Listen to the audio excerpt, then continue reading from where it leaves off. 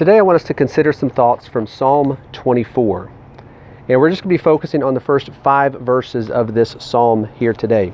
Psalm 24, verses 1 through 5. The earth is the Lord's, and all it contains, the world and those who dwell in it. For he has founded it upon the seas, and established it upon the rivers. Who may ascend into the hill of the Lord, and who may stand in his holy place? He who has clean hands and a pure heart, and who has not lifted up his soul to falsehood, he has not sworn deceitfully. He shall receive a blessing from the Lord, and righteousness from the God of his salvation.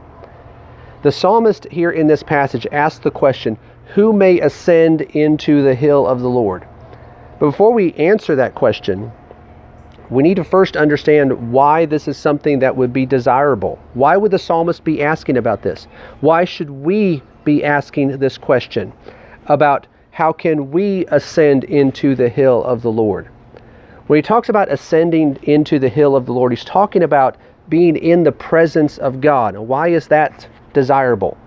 Well, he mentions there at the last verse that we read in verse 5 that God is one who is able to bless us. He will receive a blessing, righteousness, that God will deal righteously with us. And he describes him as the God of our salvation. So we're looking at God as one who is able to save us. God is one who will deal righteously with us. God is the one who blesses us.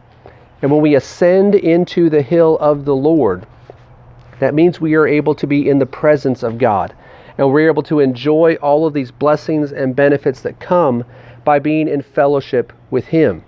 So that's why we want to be in the presence of the Lord. Why we are asking this question. Why the psalmist asked the question.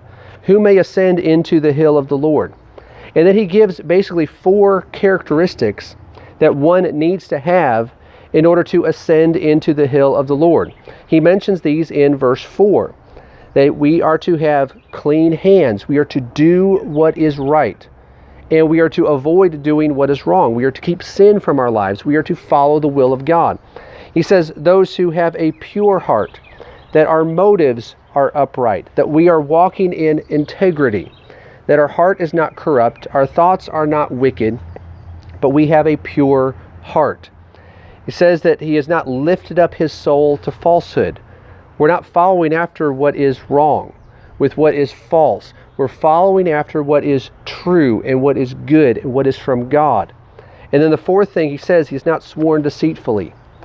Now, we are to speak with honesty and integrity. We are to keep our words speaking what is true and not speak those things that are false.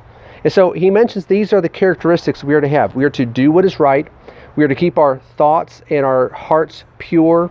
We are to not follow after what is wrong, and we are to be honest and speak what is true. And so these are the characteristics we are to have if we want to be in the presence of God, if we want to enjoy fellowship with him. And there are no shortcuts to this. A lot of times when we think about wanting to obtain some position, we might think, well, there's some other way around the hard way to do it. You have, in the world that we live, sometimes people will offer bribes in order to get into a position they want to be in. Or because of their influence and because of who they are and what they're able to offer the one that they're trying to get the benefit from, that they're able to provide some sort of benefit, whether it's financial or otherwise. There are no shortcuts to this. Because as we read at the beginning of this psalm, the earth is the Lord's and all it contains, the world and those who dwell in it. What can we offer to God that he doesn't have? What can we offer to God? If we don't want to follow those characteristics and adopt those traits into our life in order to be in the presence of the Lord, it's like, well, there's got to be a shortcut. What are you going to offer to God besides what he asked us to offer to him? By giving our lives over to him, by walking in integrity, by doing what is right, by giving our hearts over to him. What else can you give him? Everything belongs to him. There are no shortcuts to being in fellowship with God, to being able to be in the presence of God. And so we need to recognize that there's nothing that we can offer God that he doesn't already have.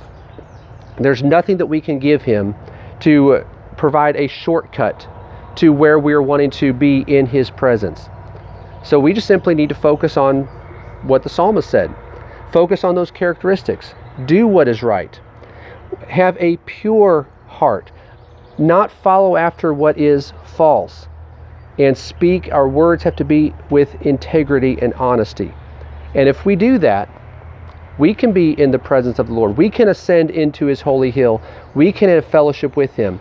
So let's focus on doing those things and enjoy the blessings that come by being in fellowship with God.